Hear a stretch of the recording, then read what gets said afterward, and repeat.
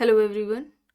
आज की इस क्लास में समाजशास्त्र से संबंधित महत्वपूर्ण प्रश्नों को कराया जाएगा एंड ये जो क्लास रहने वाली है आप सभी के लिए, ये अभी हाल ही में जो परीक्षाएं हुई हैं नेट एग्जाम में, जो जिन प्रश्नों को पूछा गया है, जो नए प्रश्न हैं उनको शामिल किया गया है इस क्लास में। तो आप सभी इस क्लास को, इस वीडियो को ज़रूर शेयर कर दीजिएगा एंड आने वाली जितनी भी परीक्षाएं हैं, चाहे वो आपका पीजीटी का एग्ज़ाम हो, जीआईसी का हो, असिस्टेंट प्रोफेसर का हो, सेट का हो, स्टेट का हो, सभी एग्ज़ाम्स के लिए इम्पॉर्टेंट रहने वाले हैं। क्योंकि आपने देखा होगा कि अभी जो भी परीक्षाएं हो रही हैं, आपको जो पुराने प्रश्न पेपर्स जो होते थे उनमें पीवाईक्यू जो होते थे ना, आपने देखे होंगे, वो रिपीट हुआ करते थे। अभी की जो परीक्षाएं हो रही है आपको नए प्रश्न देखने को मिल रहे हैं, तो आप लोगों के लिए ये क्लास इंपॉर्टेंट रहने वाली है। इसमें आपको नए प्रश्न देखने को मिलेंगे जिनकी संभावना रहती है आने वाली जो परीक्षाएं हैं उनमें वे पूछे जा सकते हैं। उससे पहले आप सभी के लिए एक इन्फॉर्मेशन है। समाजशास्त्र से संबंधित सभी परीक्षाओं के लिए यहाँ पर प्रैक्टिस सेट एंड सोशियोलॉजी के नोट्स पीडीएफ फॉर्मेट में प्रोवाइड कराए जा रहे हैं। इससे संबंधित जानकारी के लिए यहाँ पर एक व्हाट्सएप नंबर दिया गया है। नंबर है 790-555-3851। इस व्हाट्सएप नंबर पर आप मैसेज करके इससे जुड़ी हुई जानकारी ले सकते हैं। यहाँ पर आपको यूपीपीजीटी का प्रैक्टिस सेट देखने को मिल जाएगा। बिहार शिक्षक भर्ती के लिए Bihar state and Bihar PGT का यहाँ पर प्रैक्टिस सेट आपको मिल जाएगा। यूजीसी नेट का प्रैक्टिस सेट यहाँ पर मिलेगा। जीआईसी के लिए जीएस का पेपर जो कॉमन होता है उसका भी प्रैक्टिस सेट यहाँ पर आपको मिल जाएगा। समाजशास्त्र का भी यहाँ पर आपको प्रैक्टिस सेट मिल जाएगा और कॉम्बो ऑफर आपको जीआईसी एग्जाम के लिए प्रैक्टिस सेट में देखने को मिलेगा, जिसमें कुछ छूट देखने को आप लोगों को यहाँ पर मिलेगी। एंड एमपी असिस्टेंट प्रोफेसर का जीएस का प्रैक्टिस सेट मिल जाएगा आपको। समाजशास्त्र का भी यहाँ पर मिल जाएगा। जीडीसी का भी प्रैक्टिस सेट आ चुका है। और बात की जाए अगर समाजशास्त्र के नोट्स की, तो ये नोट्स सभी परीक्षाओं को ध्यान में रखकर तैयार किए गए हैं। सभी परीक्षाओं के लिए ये इंपॉर्टेंट है। एंड यहाँ पर आपको वन लाइनर में भी नोट्स देखने को मिल जाएंगे। एंड अभी ये हाल ही में थिंकर से रिलेटेड नोट्स तैयार किए गए हैं। एंड ये जो थिंकर्स वाले नोट्स हैं, इसमें कौन कौन से समाजशास्त्री शामिल किए गए हैं, ठीक है, इससे जुड़ी कोई भी जानकारी आप चाहते हैं तो यहाँ पर व्हाट्सएप नंबर दिया गया है 790-555-3851। इस नंबर पर आप मैसेज करके पूरी जानकारी ले सकते हैं। ठीक है, 50 प्रश्न हो गए, 75 हुए थे, सॉरी। उसके बाद के प्रश्न आज इस क्लास में कराए जाएंगे। देखिए यहाँ तक हो गया था। चलिए यहाँ से शुरू करना है। प्रश्न है, वह परिकल्पना जो सुझाती है कि अध्ययन के अंतर्गत चयनित परिवर्तियों के बीच कोई संबंध नहीं है को कहा जाता है। ऑप्शन है यहाँ पर संघर्ष परिकल्पना, सुख परिकल्पना, अमान परिकल्पना या फिर विपरीत परिकल्पना। यहाँ पर क्या होगा?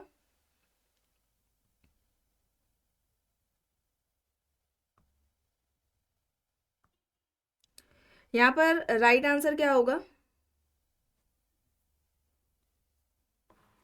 यहाँ पर अमान्य परिकल्पना होगा। ठीक है, ऑप्शन सी यहाँ पर राइट होगा। हाइपोथेसिस के बारे में अगर हम बात करें, प्राक कल्पना के बारे में बात करें, तो इसके स्टेटमेंट से जुड़े हुए कुछ प्रश्न पूछे जाते हैं।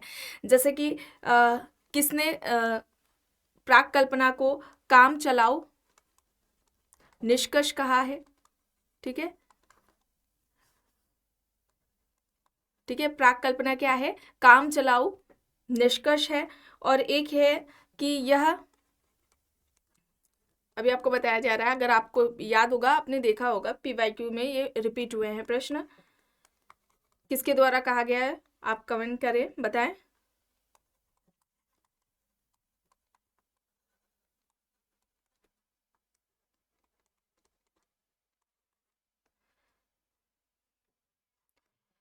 लुंडबर्ग ने क्या कहा था हाइपोथेसिस के बारे में? कि यह एक काम चलाओ निष्कर्ष है। प्राक कल्पना काम चलाओ निष्कर्ष है, ये लुंडबर्ग का कहना था। बोगार्ड्स का क्या कहना था? कि प्राक कल्पना एक प्रस्थापना है जिसका परीक्षण किया जाता है।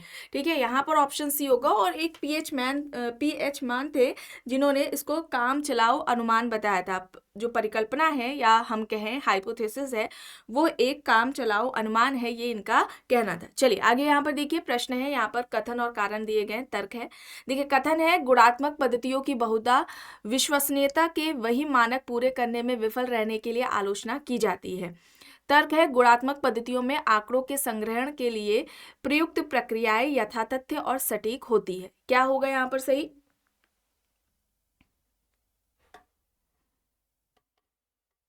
यहाँ पर राइट क्या होगा?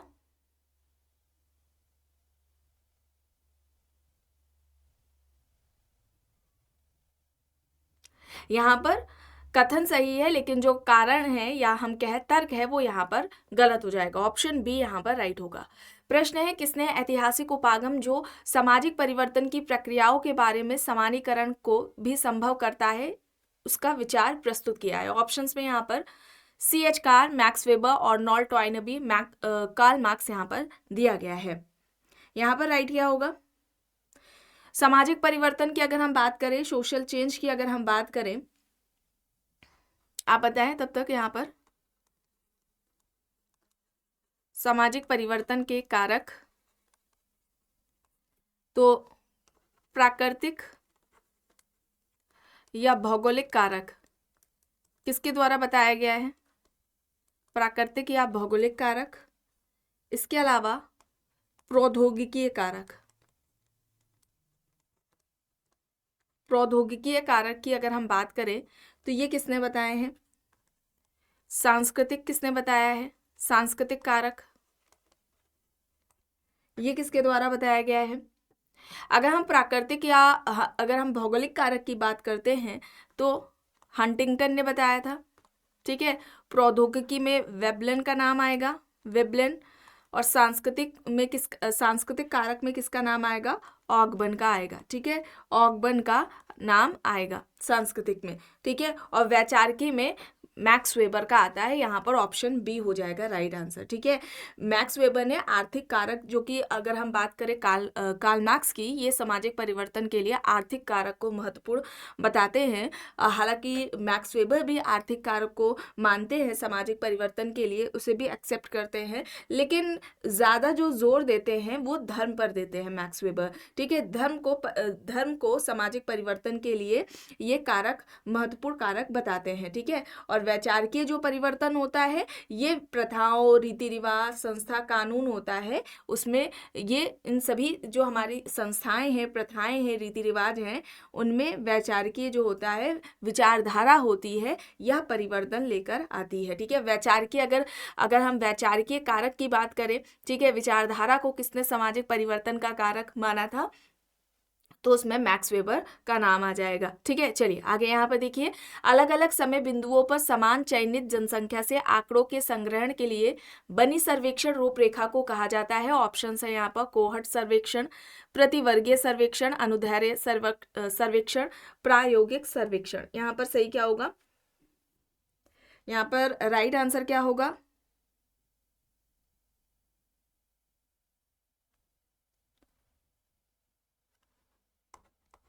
बताएं।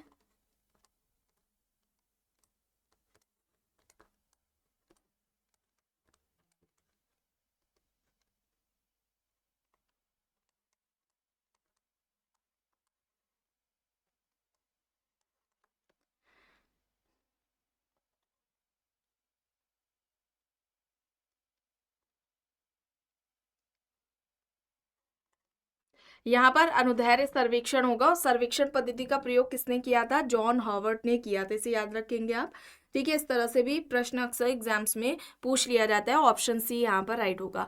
प्रश्न है, निम्नलिखित में से किसने निर्धनता की संस्कृति की अवधारणा दी? आप सभी जानते हो, ऑप्शंस में ऑस्कर लेविस है, गुनाह मिडॉल, एम.एन. श्रीनिवास, मेरिट, यहाँ पर मैकिम मेरिट दिया गया है। तो निर्धनता की संस्कृति या दरिद्रता की संस्कृति की अवधारणा किसके द्वारा दी गई थी? ऑस्कर लेविस के द्वारा दी गई थी।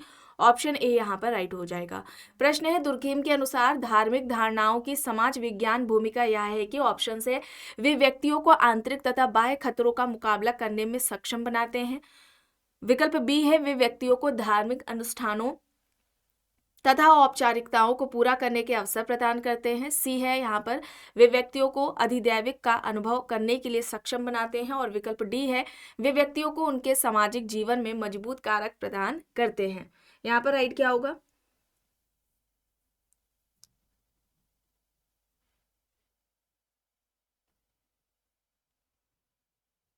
यहाँ पर राइट क्या होगा?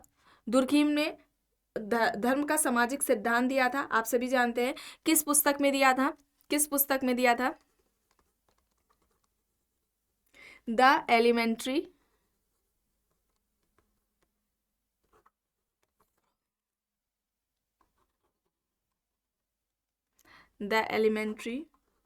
फॉर्म्स ऑफ रिलीजियस लाइफ में, ठीक है। और इसमें इससे पहले दुर्खीम से पहले धर्म की उत्पत्ति से संबंधित जो भी सिद्धांत दिए गए थे, चाहे वो मैक्स मूलर का प्रकृतिवाद हो, टाइलर का आत्मावाद का सिद्धांत हो, उन सभी का खंडन करते हुए दुर्खीम ने धर्म की उत्पत्ति का सामाजिक सिद्धांत दिया था। और धर्म का प्रारंभिक स्वरूप किसे बताया था? धर्म का जो प्रारंभिक स्वरूप बताया था वो किसे बताया था? टोटेमवाद को बताया था, ठीक है। टोटेमवाद को धर्म का प्रारंभिक स्वरूप बताया था। ऑस्ट्रेलिया की अरुंटा जनजाति पर इनका अध्ययन रहा है। और यहाँ पर ऑप्शन डी होगा, वे व्यक्तियों को उनके सामाजिक जीवन में मजबूत कारक प्रदान करते हैं। विकल्प डी यहाँ पर राइट होगा। प्रश्न है, कार्ल मार्क्स सामाजिक परिवर्तन के किस सिद्धांत से संबंध रखते हैं? ऑप्शन से यहाँ पर चक्रीय सिद्धांत, प्रकार्यात्मक सिद्धांत, संघर्ष सिद्धांत, विकास मूलक सिद्धांत। कार्ल मार्क्स सामाजिक परिवर्तन के किस सिद्धांत से संबंध रखते हैं? यहाँ पर राइट क्या होगा? संघर्ष सिद्धांत, कॉन्फ्लिक्ट थ्योरी थी, वर्ग संघर्ष का इन्होंने सिद्धांत दिया था।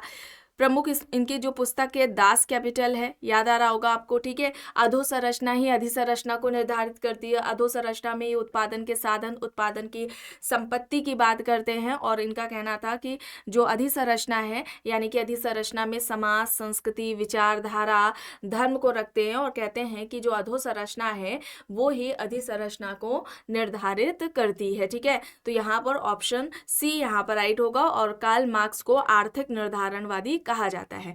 चलिए यहाँ पर देखिए, सामाजिक उद्विकास, इस पद का उपयोग किसके उद्विकास को स्पष्ट करने के लिए किया जाता है? जीव, पशु समाज, पशु तथा मानव, या फिर मानवीय समाज? बताएं यहाँ पर राइट क्या होगा? यहाँ पर राइट क्या होगा?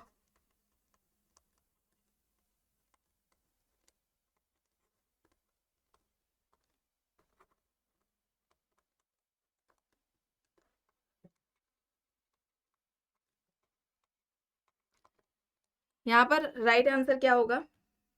मानवीय समाज होगा, ठीक है। मानवीय समाज हो जाएगा। ऑप्शन डी यहाँ पर राइट होगा। उद्विकास का सिद्धांत किसने दिया था? डार्विन ने दिया था। सामाजिक उद्विकास का सिद्धांत अगर पूछा जाता है तो यह हर्बर्ट स्पेंसर के द्वारा दिया गया था। हर्बर्ट स्पेंसर को सामाजिक डार्विनवादी कहा जाता है। सामाजिक डार्विनवादी अगर पूछा जाए, सामाजिक डार्विनवादी के नाम से कौन जाने जाते हैं? तो हर्बर्ट स्पेंसर है, ठीक है। हर्बर्ट स्पेंसर को सामाजिक डार्विनवादी विचारक कहा जाता है। चलिए अब यहाँ पर देखिए, साक्षात्कारकर्ता के लिए साक्षात्कार की निरंतरता हेतु कोई समय सीमा नहीं होती।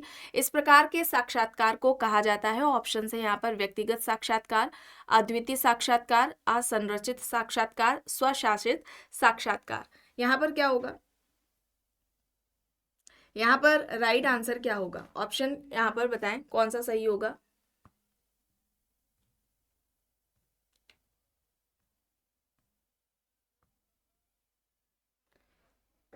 यहाँ पर राइट आंसर क्या हो जाएगा? यहाँ पर असंरचित साक्षात्कार होगा। ऑप्शन सी यहाँ पर राइट आंसर हो जाएगा, ठीक है। अब यहाँ पर इंटरव्यू से रिलेटेड कुछ फैक्ट्स यहाँ पर आपको बताए जा रहे हैं, ये इंपॉर्टेंट है, इन्हें आप याद कर लेंगे। गुड एंड हॉट की अगर हम बात करें, ठीक है, गुड एंड हॉट की अगर हम बात करें तो ये साक्षात्कार को क्या कहते हैं? सामाजिक अंतरक्रिया, ठीक है। सामाजिक अंतरक्रिया की प्रक्रिया है, प्रोसेस है, ठीक है। तो इन्होंने साक्षात्कार को क्या कहा था, ठीक है। साक्षात्कार से जुड़े हुए यहाँ पर कुछ आपको फैक्ट्स बताए जा रहे हैं। इसे की वर्ड की तरह आप याद करें। पूरा साक्षात्कार ऐसे करके याद करने की बाबर बोलने की ज़रूरत नहीं है, इसलिए थोड़ा स्टेटमेंट लंबा हो जाएगा, इसलिए आपको यहाँ पर लिखा जा रहा है, ठीक है। इंटरव्यू से रिलेटेड सारी बातें यहाँ पर बताई जा रही है। गुड एंड हॉट ने साक्षात्कार को सामाजिक अंतरक्रिया की प्रक्रिया कहा था, ठीक है। इसके अलावा एक हैडर है, ठीक है। हैडर एंड लिंडमैन की अगर हम बात करें, ठीक है, हैडर एंड लिंडमैन की अगर हम बात करें, ठीक है, तो इन्होंने साक्षात्कार को क्या कहा? दो या अधिक, ठीक है, दो या अधिक व्यक्तियों के बीच, व्यक्तियों के मध्य संवाद है, ठीक है। साक्षात्कार क्या है? दो या अधिक व्यक्तियों के मध्य संवाद है, जिसमें मौखिक, ठीक है, जिसमें मौखिक उत्तर प्रत्युत्तर होते हैं, ठीक है, इसे याद रखेंगे। हैडर एंड लिंडमैन ने कहा था कि साक्षात्कार दो से अधिक व्यक्तियों के मध्य संवाद है जिसमें मौखिक उत्तर प्रत्युत्तर होते हैं। ठीक है, एक है पॉमर। ठीक है, पॉमर ने क्या कहा था साक्षात्कार को, कि साक्षात्कार क्या है, मनोवैज्ञानिक प्रक्रिया है। ठीक है, मनोवैज्ञानिक प्रक्रिया है जिसमें दो व्यक्तियों के बीच उत्तर प्रत्युत्तर होते हैं। ठीक है, इसे आप याद रखेंगे। एक नाम आपने सुना होगा मोन्जर का। ठीक है, मोन्जर ने साक्षात्कार के दो प्रकार बताए थे। एक बताया था औपचारिक साक्षात्कार। ठीक है, औपचारिक साक्षात्कार, और दूसरा इन्होंने अनौपचारिक बताया था, अनौपचारिक साक्षात्कार। ठीक है, ये मोन्जर ने बताया था। तो यहाँ पर क्या होगा, ऑप्शन सी हो जाएगा, असंरचित साक्षात्कार हो जाएगा। चलिए अब यहाँ पर देखिए, किसने दावा किया कि विवाह के अस्तित्व का प्रारंभ तब हुआ जब आर्थिक एवं यौन दोनों प्रकार एक संबंध में संगठित हुए। ऑप्शन देख लीजिए, Meyer Fortes, L Morgan, Giddens, GP Murdock यहाँ पर दिया गया है। यहाँ पर सही क्या होगा, विवाह के अस्तित्व का प्रारंभ तब हुआ आर्थिक एवं यौन दोनों प्रकार एक संबंध में संगठित हुए। यहाँ पर जॉर्ज पीटर मर्डॉक होगा। ठीक है, जॉर्ज पीटर मर्डॉक होगा, विकल्प डी यहाँ पर राइट आंसर हो जाएगा। और जॉर्ज पीटर मर्डॉक की अगर हम बात करते हैं तो इन्होंने परिवार की अगर हम बात करें, परिवार के फंक्शंस की बात करें, हम प्रकार की बात करें, तो ये कितने बताते हैं, 4 तरह की बताते हैं। ठीक है, एक तो इन्होंने यौन संबंधी बताया है। ठीक है, यौन संबंधी प्रकार की बात की है इन्होंने। दूसरा इन्होंने प्रजनन संबंधी प्रकार की बात की है, प्रजनन संबंधी प्रकार। ठीक है, दूसरा हो जाएगा प्रजनन संबंधी प्रकार। तीसरा यहाँ पर इनका हो जाएगा आर्थिक प्रकार हो जाएगा, और लास्ट 4th हो जाएगा इनका शैक्षणिक प्रकार। ठीक है, तो ये 4 प्रकार जीपी मर्डॉक ने बताए थे। ठीक है, और अगर हम बात करते हैं परिवार के प्रकार की, तो इन्होंने 2 मूलभूत प्रकार बताए थे। ठीक है, एक तो बताया है इन्होंने स्वतंत्र नाभिकीय परिवार। ठीक है, स्वतंत्र नाभिकीय परिवार इन्होंने बताया है। ठीक है, और इसके अलावा दूसरा इन्होंने बताया है मिश्रित परिवार। ठीक है, दूसरा क्या हो जाएगा, मिश्रित परिवार हो जाएगा। स्वतंत्र नाभिकीय परिवार, दूसरा हो जाएगा मिश्रित परिवार। ठीक है, ये परिवार के 2 प्रकार इन्होंने बताए थे। सोशल स्ट्रक्चर इनकी पुस्तक है। ठीक है, सोशल स्ट्रक्चर इनकी पुस्तक है, और 250 समाजों पर इनका अध्ययन रहा है। परिवार को सार्वभौमिक संस्था कहा है, परिवार सार्वभौमिक संस्था है। ठीक है, परिवार क्या है, सार्वभौमिक संस्था है, ये इनका कहना था। ठीक है, चलिए आगे देखते हैं। प्रश्न है, निम्न में से प्रतीकात्मक अंतःक्रियावाद की विशेषताएं कौन सी हैं। ऑप्शंस हैं, अन्य प्राणियों से भिन्न मानव में विचार करने की क्षमता निहित है, विचार करने की क्षमता का निर्माण सामाजिक अंतःक्रिया के कारण होता है। विकल्प सी है, सामाजिक अंतःक्रिया के दौरान लोग अर्थ व प्रतीकों को सीखते हैं। और ऑप्शन डी में है ये, या फिर उपरोक्त तो सभी यहाँ पर सही होगा। यहाँ पर राइट क्या होगा,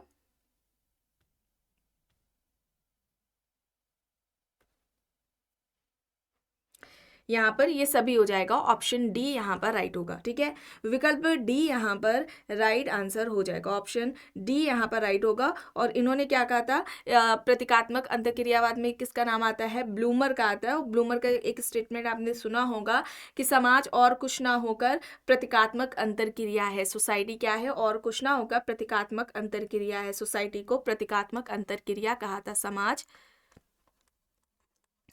प्रतीकात्मक अंतर क्रिया है। ठीक है, ये आप याद रखेंगे। ठीक है, किसने कहा है, ब्लूमर ने।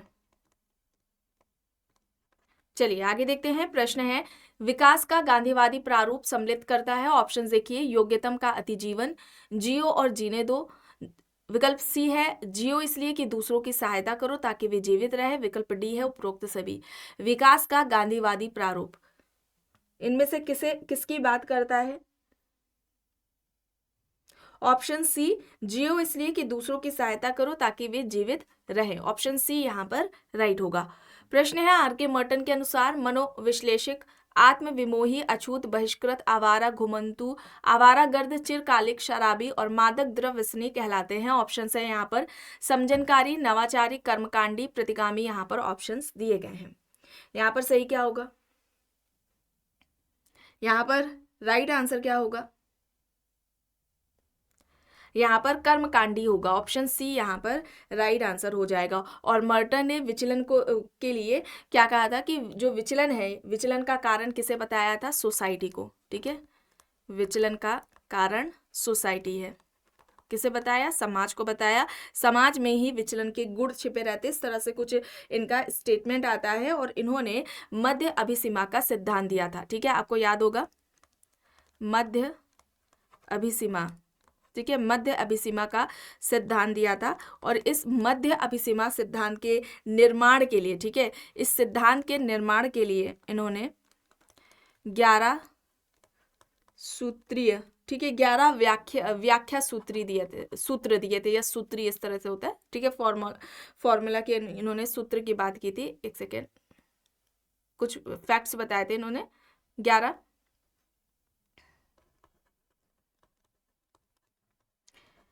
सिद्धांत निर्माण के लिए। ठीक है, सामाजिक घटनाओं का अध्ययन के दौरान इन 11 सूत्रों के द्वारा ही हम उन घटनाओं का अध्ययन करके हम मध्य अभिसीमा सिद्धांत का निर्माण कर सकते हैं, ये मर्टन का कहना था। ठीक है, तो यहाँ पर ऑप्शन सी हो जाएगा सही। और ध्यान रखेंगे 11 सूत्र बताए थे। ठीक है, मध्य अभिसीमा सिद्धांत के निर्माण के लिए। चलिए अब यहाँ पर देखिए, नगरीय विश्लेषण के पारिस्थितिकी उपागम के विकास का श्रेय है, यहाँ पर फ्रैंकफर्ट संप्रदाय दिया गया है, वियना संप्रदाय दिया है, मैनचेस्टर संप्रदाय है और शिकागो संप्रदाय यहाँ पर दिया गया है। कौन सा यहाँ पर राइट आंसर होगा? कौन सा विकल्प यहाँ पर सही हो जाएगा?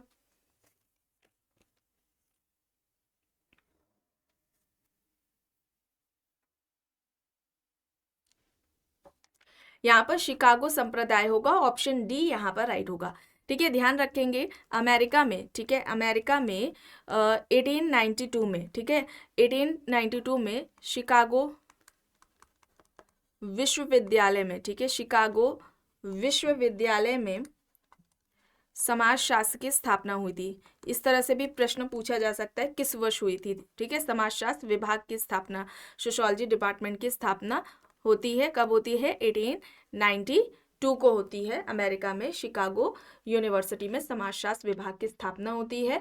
और इसी डिपार्टमेंट के द्वारा जो भी समाजशास्त्र के लिए अध्ययन अध्यापन की, या फिर जो अगर हम बात करें रिसर्च का जो मेथड था, जो भी उन्होंने डेवलप्ड किया था, उसी को ही हम शिकागो संप्रदाय के नाम से जानते हैं। ठीक है, तो अगर हम बात करें कि इस तरह से प्रश्न की कुछ इस तरह से भी पूछा जाता है कि शिकागो विश्वविद्यालय में समाजशास्त्र विभाग की स्थापना कब हुई थी, तो ध्यान रखेंगे 1892 में हुई थी। आगे यहाँ पर देखते हैं, प्रश्न है निम्नलिखित में से कौन सी सामाजिक विघटन की प्रमुख विशेषता नहीं है? Social disorganisation. ठीक है, इस टॉपिक को भी कंप्लीट कराए गए। यहाँ पर ऑप्शन देखते हैं। विकल्प ए है या पुरातन और नवीन व्यवस्था के बीच द्वंद्व है। विकल्प बी है या एक समूह से दूसरे समूह के प्रकारों के हस्तांतरण का परिणाम है। विकल्प सी है यह सामाजिक संरचना में परिवर्तन का प्रतिफल है। विकल्प डी है यह एक स्थिर राजनीतिक व्यवस्था का परिणाम है। सामाजिक विघटन, सोशल डिसऑर्गेनाइजेशन की यहाँ पर बात हो रही है।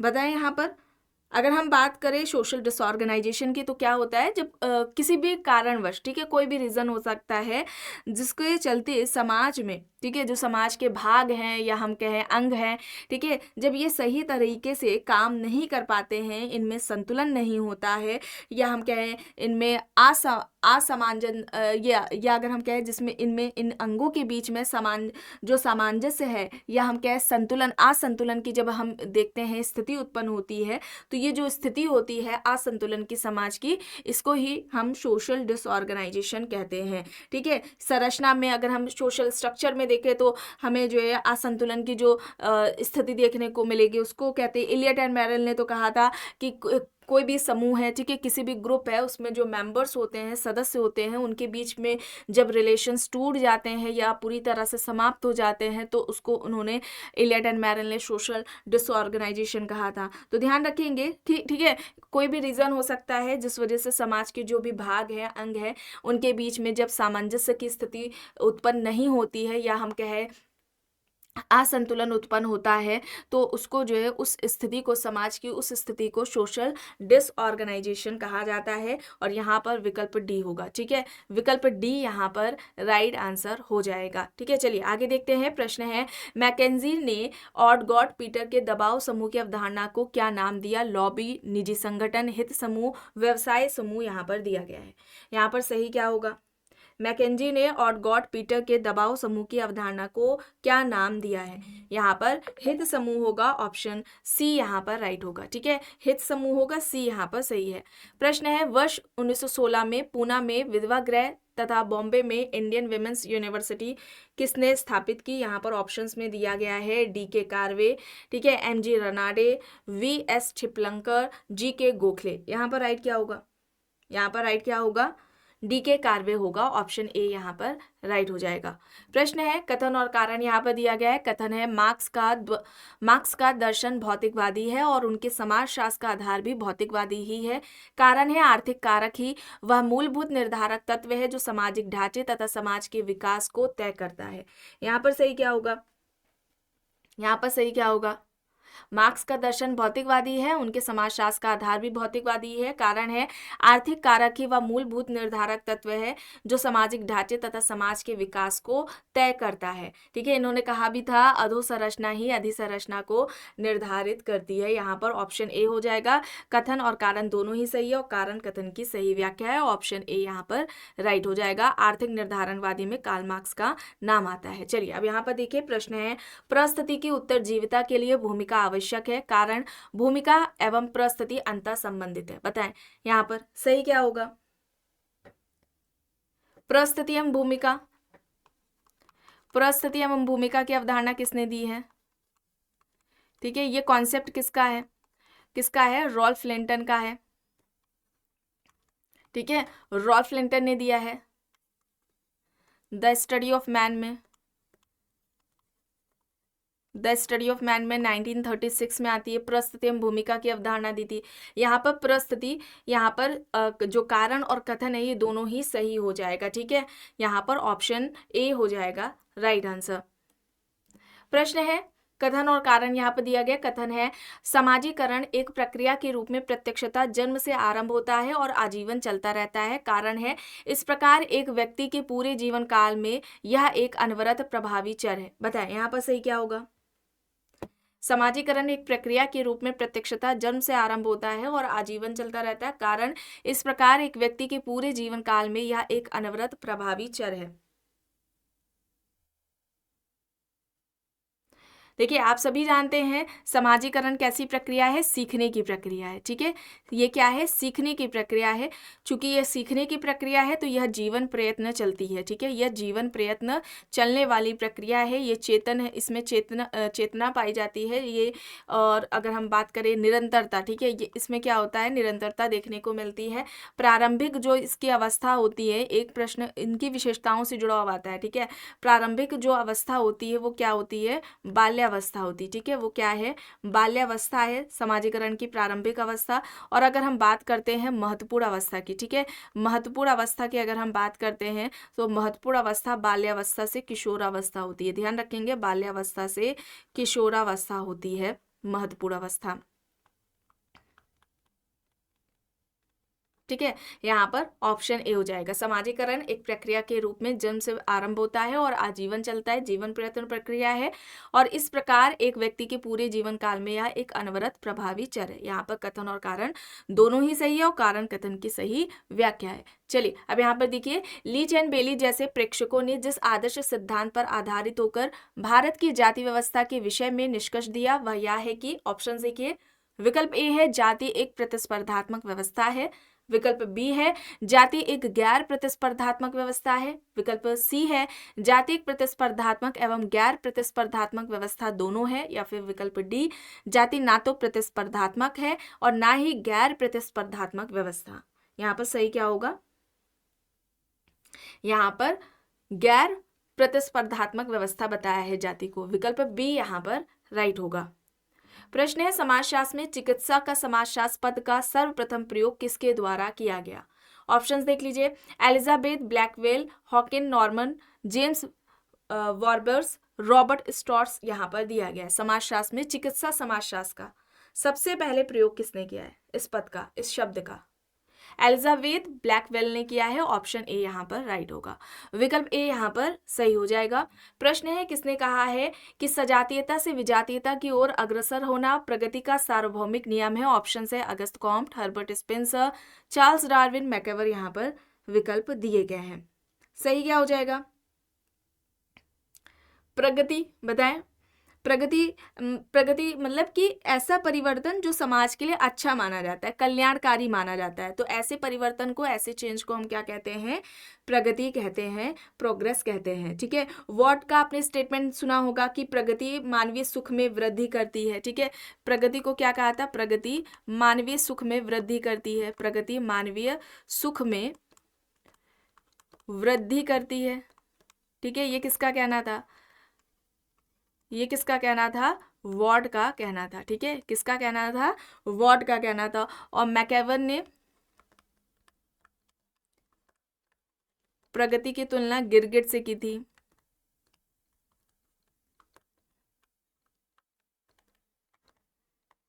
यहां पर राइट क्या होगा?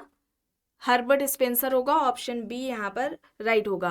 प्रश्न है ग्रामीण विकास का प्राकृतिक व्यवस्था प्रारूप उन्मेषित है। ऑप्शन देखिए, सामूहिक लक्ष्य की प्राप्ति की ओर, संगठनात्मक प्रारूप के मुद्दों की ओर, विशिष्ट दस्तकारी कुशलता की ओर, केवल एक उत्कृष्ट की ओर। यहाँ पर क्या होगा? यहाँ पर सामूहिक लक्ष्य की प्राप्ति की ओर होगा। ऑप्शन ए यहाँ पर राइट होगा। आखिरी प्रश्न है, जिस पद्धति के तहत जातिगत क्रम परंपरा में ऊपर उठने के लिए कोई जाति किसी उच्चतर जाति की आदतों, परंपराओं और अनुष्ठानों को अपनाती है उसे कहा जाता है। ऑप्शन है यहाँ पर आत्मसातीकरण, संस्कृतिकरण, विलयीकरण, अभिज्ञानीकरण। जिस पद्धति के तहत जातिगत क्रम परंपरा में ऊपर उठने के लिए कोई जाति किसी उच्चतर जाति की आदतों, परंपराओं और अनुष्ठानों को अपनाती है तो उसे क्या कहा जाता है? उसे हम क्या कहेंगे? ये प्रोसेस क्या कहलाएगा? संस्कृतिकरण। संस्कृतिकरण की अवधारणा किसने दी थी? एम.एन. श्रीनिवास ने दी थी। ठीक है, एम.एन. श्रीनिवास ने संस्कृतिकरण की अवधारणा दी थी।